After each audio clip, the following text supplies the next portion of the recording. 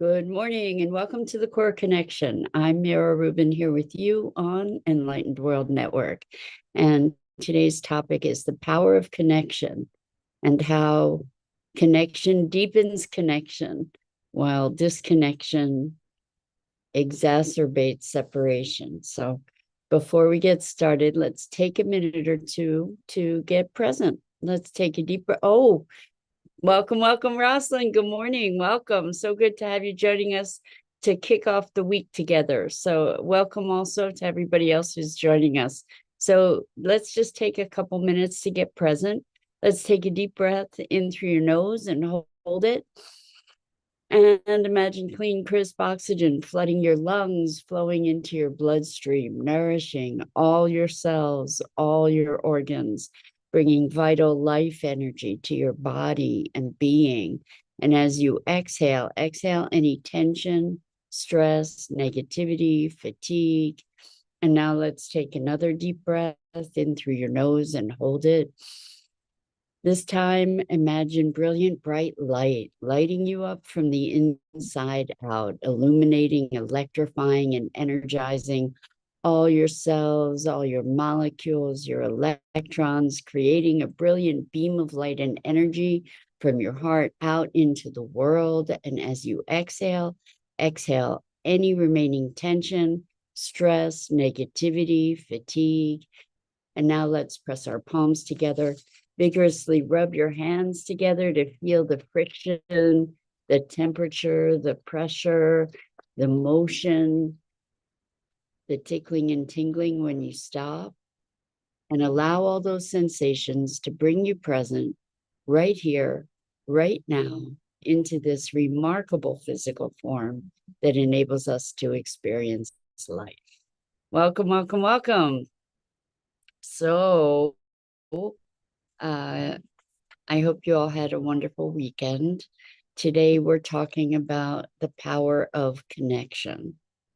And I think we see this over and over in our lives, that a lot of reactivity and strife emerges from our sense of separateness, our sense of othering and otherness.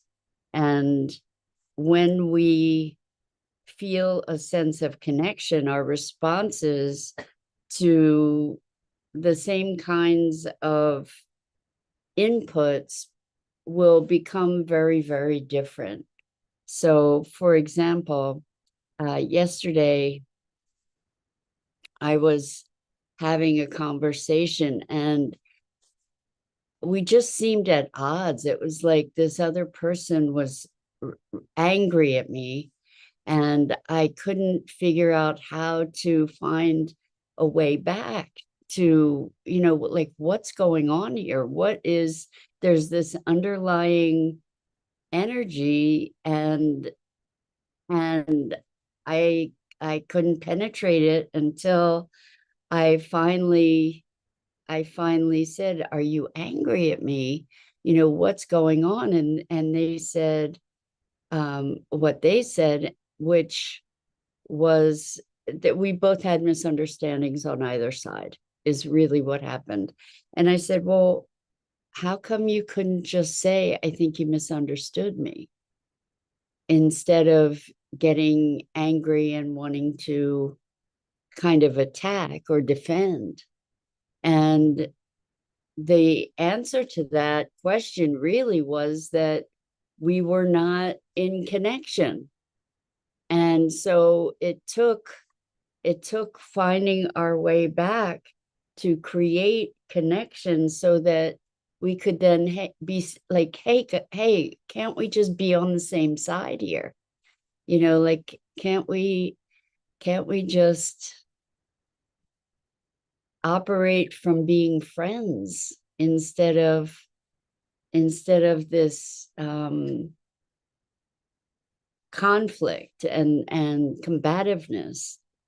And there was another instance also that I got to experience a transformation over the weekend, where there were a couple people that had chafed against each other previously. And when one of those people shared some details about their lives, when they became really vulnerable and shared some of their history, the other person was able to open their hearts to this person in a very different way, to have compassion and understanding for them in a way that hadn't existed before, so that it, in opening their heart, it brought forth consideration for this other person that hadn't been there before, where previously they had experienced them more as an adjutant than a friend. And so when we allow ourselves to connect with other people, with compassion, it really has the capability to transform our interactions, because we're coming from a very different place. When we come from this heart to heart kind of connection, we're more inclined to move toward greater connection. It's like there's a momentum of that emotion, a momentum of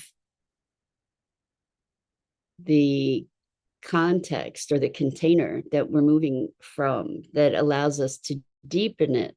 And the same thing can happen with disconnection, where the more we perceive someone else as other, the more we will find reasons to perceive them as other, the more we will justify our point of view, and feed that separateness.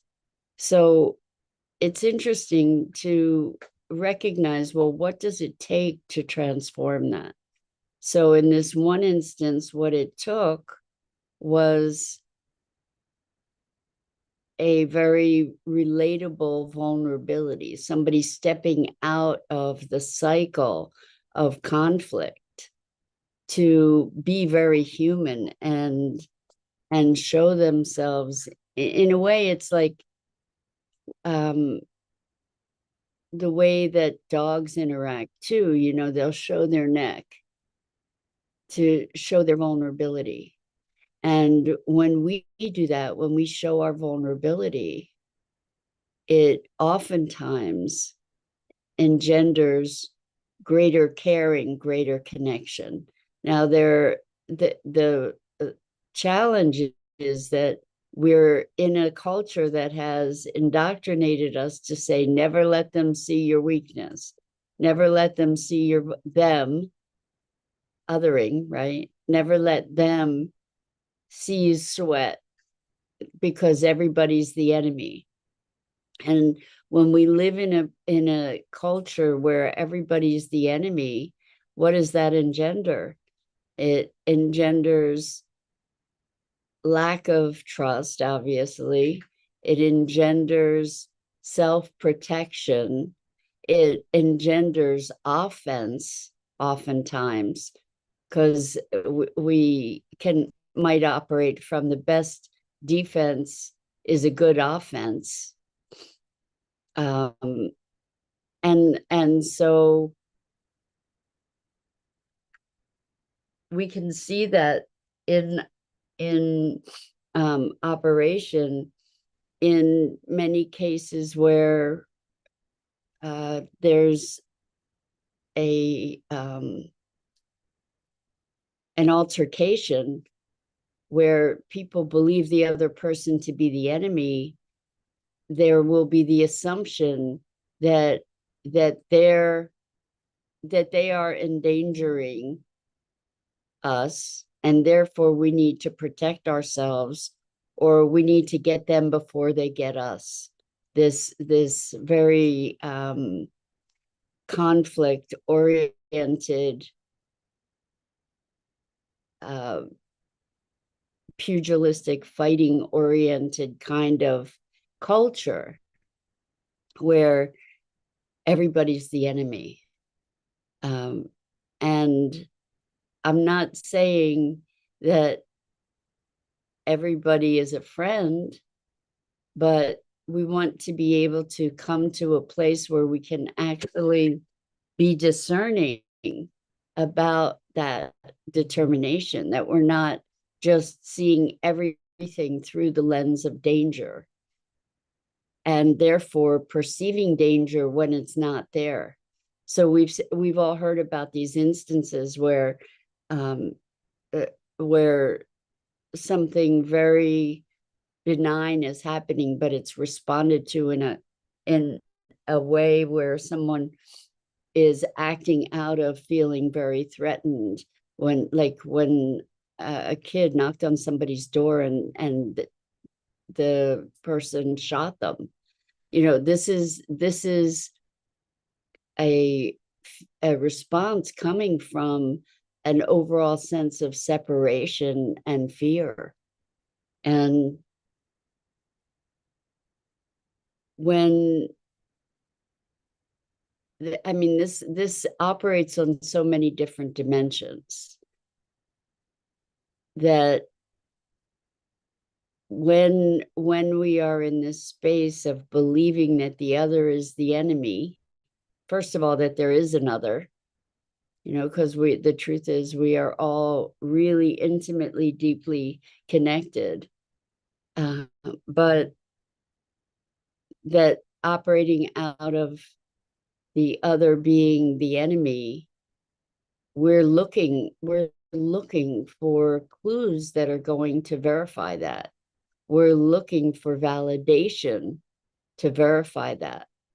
And I wonder how the world might be different, how our culture might be different, were we to look for ways that we can connect. And maybe that's a high form of activism, to be operating from a space of connection, to be able to find resolution in that way rather than an assumed opposition. So Rosalind says, what are we willing? Oh, this is such a good question. What are we willing to sacrifice for safety?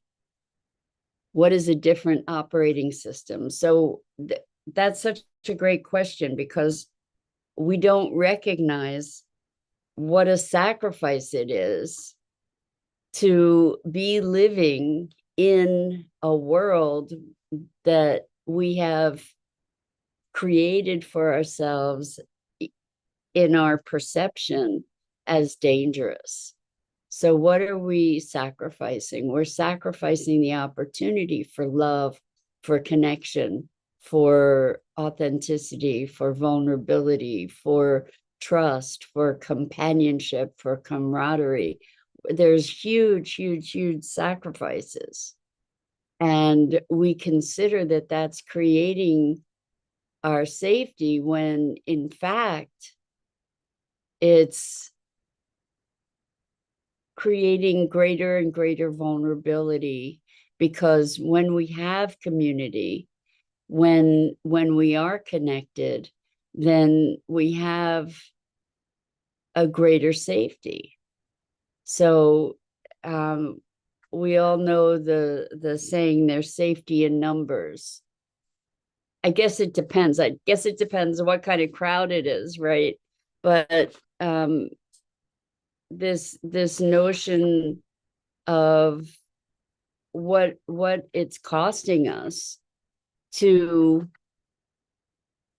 live in fear, and to live with an us and them kind of mentality, it's costing us quality of life to a very, very great degree. And the physiological, let alone the emotional, but the physiological costs of living in fear are very, very, very high. Our system gets overtaxed, and we're on high alert, and it literally impacts our health because our resources are going to trying to manage this high alert state all the time. So how do we cultivate connectivity? How do we cultivate connection? And one of the ways that we can do that is to create a space of sharing and trust, is to cultivate a space where people allow themselves to become vulnerable. And that's actually what happened within this group, and within even my interaction. It was just like, hey, can we be on the same side? Let's know that we have the same objective, or let's clarify what the differences are so that we can work with those differences in a constructive way, so that we can reconcile those differences somehow, that we have a will to find common ground, that we have a will not to win in terms of I win and I beat you, but to win collectively, that we can find some kind of reconciliation, some kind of way of approaching things that allows for us all to win. Whereas so much of the paradigm in our culture has been, if I win, you lose, or if you win, I lose, and rather than a win-win. Even when we talk about negotiation, one of the definitions of negotiation is we've reached a satisfactory negotiation if both sides are unhappy. Like what kind of paradigm is that? What if we can find a solution where both sides are happy and working together rather than opposing one another?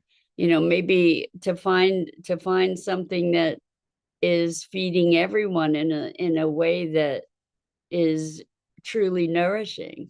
What a concept. So we get to rethink all these things that have been kind of unquestioned in our society, where the power of connection when we recognize the truth that we are all connected, that we are inextricably connected, even if we're experiencing strife and challenge with one another, what can be possible if we can move into a place of deeper collective awareness, and go beyond the most immediate dynamics of strife and conflict. And so I guess the question is, what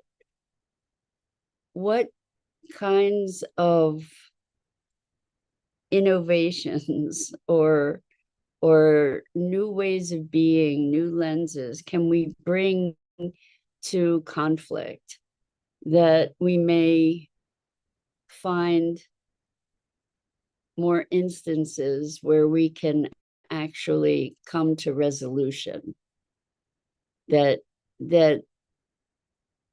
moves things into a higher level.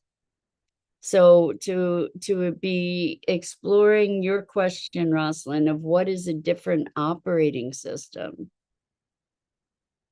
is maybe to see the separation as illusion. I've noticed that when I'm able to see another's responsiveness as a reflection of a portion of myself, that it offers a different perspective, which can begin to generate a new opening. It makes me think of the Ho'oponopono prayer.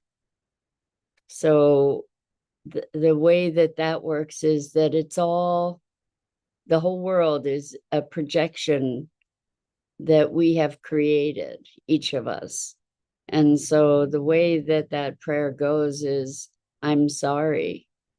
Please forgive me. I love you. Thank you. So let's just follow that. I'm sorry. What am I sorry for? I'm sorry for creating in my consciousness the possibility that this conflict or this suffering or this pain can exist, that I'm bearing responsibility as creator of my world to recognize that and to say, I'm sorry for creating this difficulty, this challenge in the world, for conceptualizing the world in a way that this exists. Please forgive me. So what are we asking forgiveness from? I think that's a great question. It's not that I have an answer, but perhaps from consciousness itself. You know, if each of us might be little ripples in consciousness, maybe we're, you know, generating that spark. So Rosalind says, if people around me are reflections, somehow we are seeing ourselves indirectly. That's a helpful shift. I think that's actually, that's one of my working hypotheses, Rosalind, is that everyone is a reflection of me and my consciousness, right? Because I'm perceiving them. And whatever my interpretation is my consciousness. So if I'm perceiving someone in a particular way, that's a reflection of my perception. So thank you. It's pretty awesome. It's super powerful place to step into to shift our experience for sure. So please forgive me. I love you. So when we get to the I love you part of the Ho'oponopono prayer, who is the you that I'm loving? So if we can recognize that we're not separate, what we're doing is we're generating love. We're replacing whatever that separation was with love. And it looks like we might be projecting that love to something that's separate from ourselves, but if that separation is an illusion, perhaps we're loving ourselves and the universe that we've projected. And then thank you, gratitude for all that is. Gratitude for the experience, for the awareness, for consciousness itself. Rosalind says love has to be somewhere in the middle. So love, or everywhere, right? Love has to be somewhere in the middle or everywhere. Love is, I love you. Again, it's the illusion of separation, with I love you. Maybe it's I am love. Oh, I love this, Rosalind. Rosalind says life wants to love you. Let it. So again, if we say I love you, what we're doing is we're cultivating that connection that then creates an opening and dissipates the separation or the illusion of the separation. And thank you is welling with gratitude and appreciation for awareness, for our ability to transform and to transform the world that we experience and the world that we live in and the world that we filter for. So I'm sorry for the illusion of separation that I've created. Please forgive me. And so it's what we're doing is creating the energies or the frequencies of each of these four sequenced statements. So I'm sorry. So there's an awareness of something that we desire to be different. So I'm sorry for my role in this. I recognize my role in this. It's taking responsibility. Please forgive me. Again, taking responsibility, being humble enough to request forgiveness. I love you, bringing forward the higher vibration and frequency of love. Thank you, bringing forward the high vibration of gratitude. So, responsibility, humility, love, and gratitude. And in its way, that's sort of a magic formula for transformation, which is a good place for us to wrap up this morning. I'm Mira Rubin. This is the Core Connection, and I go live here each weekday morning at 9 a.m. Eastern on the Enlightened World Network Facebook page and YouTube channel, as well as my Facebook page.